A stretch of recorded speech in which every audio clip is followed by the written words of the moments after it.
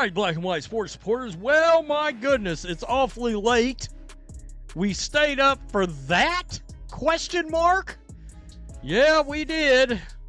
Oh, Aaliyah Boston. Can we just keep it real? Are we seeing $6 million worth of basketball out of Aaliyah Boston? I'm just wondering. Let me tell you something. We stayed up late for that garbage. That was the voice of a fan speaking the absolute unvarnished truth after watching a performance that should make every single basketball fan sick to their stomach. We are officially saying it out loud today because somebody has to. Head coach Stephanie White is completely wasting a historic once-in-a-generation rookie season from Caitlin Clark, and she is letting a multi-million-dollar roster completely fall apart at the seams. Make no mistake about it, last night was an absolute embarrassment for the Indiana Fever franchise. While Caitlin Clark was out on that floor breaking yet another historic record, her own head coach had absolutely no offensive philosophy to help her, and her highest-paid teammate looked completely lost. If Caitlin Clark does not personally take over every single possession, this team loses, plain and simple. But that is not even the worst part. Watch what happens next. I'm still not exactly sure what offensive philosophy Stephanie White's got going on.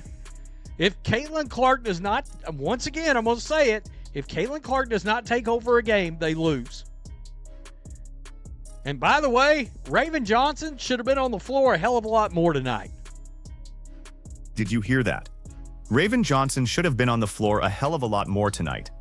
But instead, Stephanie White kept her pinned to the bench while the game slipped away. We have been told for months that Stephanie White is some kind of defensive guru, a defensive mastermind. Well, can we please stop with the lies? Let that sink in. They gave up 90 points to an expansion Valkyries team, and the defense looked like an absolute sieve. Look at the numbers, because the numbers do not lie. Monique Billings, brought in to be a high-profile savior, looked like an absolute free agent bust out there. 19 minutes on the floor, 4 points, 1 of 2 from the field. That did not work, it is not working, and it is a disaster. And what about Lexi Hall? 5 points, 2 of 7 shooting in 23 minutes of play. It is an absolute indictment of the coaching staff. Don't take my word for it.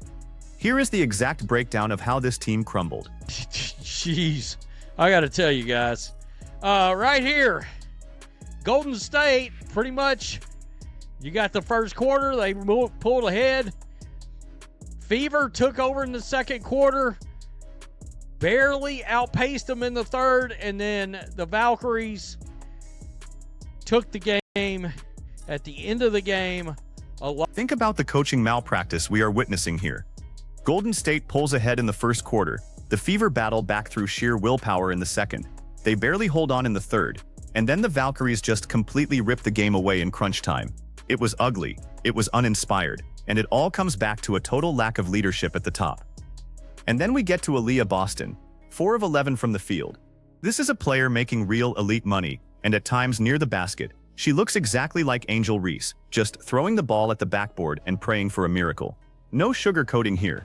This team is being out-hustled and out-coached, and what comes next is the moment that broke this whole thing wide open. 5 points, 2 of 7, 23 minutes. Aaliyah Boston, 4 of 11, and if I'm going to keep it real, she's gotten to the point where at times she looks like Angel Reese up next to the basket. Let's just be honest. No sugarcoating here. I mean, got to be more careful. Caitlin Clark, horrible from the field tonight. Look at those stats. Caitlin Clark had a horrible night from the field, shooting just 3 of 12, and Kelsey Mitchell was right behind her going 5 of 13.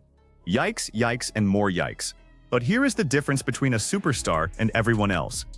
Even on a bad shooting night, Caitlin Clark finds a way to impact the game, going a perfect 8 for 8 from the free throw line, grabbing 4 rebounds and setting up her teammates.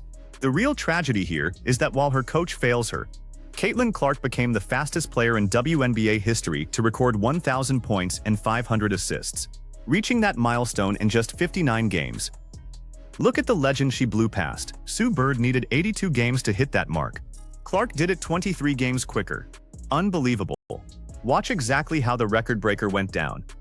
Caitlin Clark became the fastest player in WNBA history to record 1,000 points and 500 assists. Games needed to reach the mark, 59 games. Wow. Number 2, Sue Bird at 82 games. Wow. 23 games quicker. Unbelievable. Here we go, right here. This would be the play.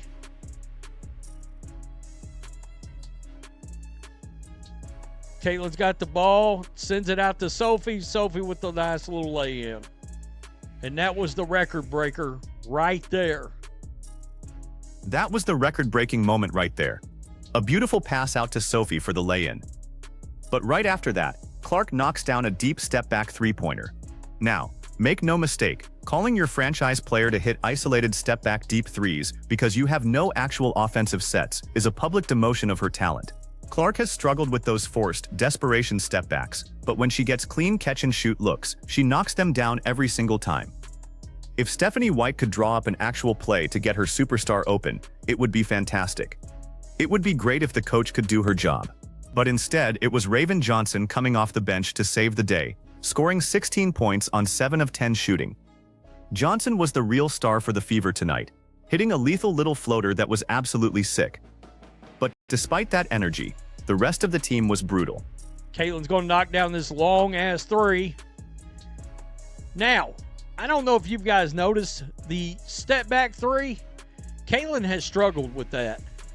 Catch and shoot threes, she's knocking them down. Now, if Stephanie White could draw up a play for her, so they could pass the ball to her and she could just knock down a three, be fantastic. It would be great if she could. Can you do something, Coach? Inquiring minds want to know. Raven Johnson right here. Caitlin gets the steal. Bounce pass over to Raven Johnson. Lays it in. Beautiful stuff. Beautiful stuff. Again, Raven Johnson was the star tonight for the Fever. I'm just being real here, folks. She hits this little floater, and it is sick. That little floater is that was lethal. Absolutely brutal is the only way to describe it. On the other side, Veronica Burton had the quietest 25 points you will ever see, and Gabby Williams put up 19. If Williams hadn't missed consecutive free throws at the end of the game, this contest would have been over 2 minutes earlier. The Valkyries got the win because they simply looked like the better coached basketball team. They ran an extra pass offense that completely carved up Stephanie White's defensive schemes. The Fever had absolutely no transition offense, no fast break, nothing. It makes you ask, what are we doing here? What is the game plan? Because the real story isn't just what happened tonight, it's what this means for everything coming next. But, I mean, absolutely brutal. Valkyries, Veronica Burton might have had the quietest 25 points ever. Gabby Williams, 19, 6 for 14. By the way, if Gabby Williams could have knocked down free throws, this game would have been over like 2 minutes earlier than it was. And it wouldn't have ended as close. She missed a couple of free throws that were absolutely brutal. That she missed 2 of them on 2 consecutive free throw attempts. Now let's look at this from a historical angle.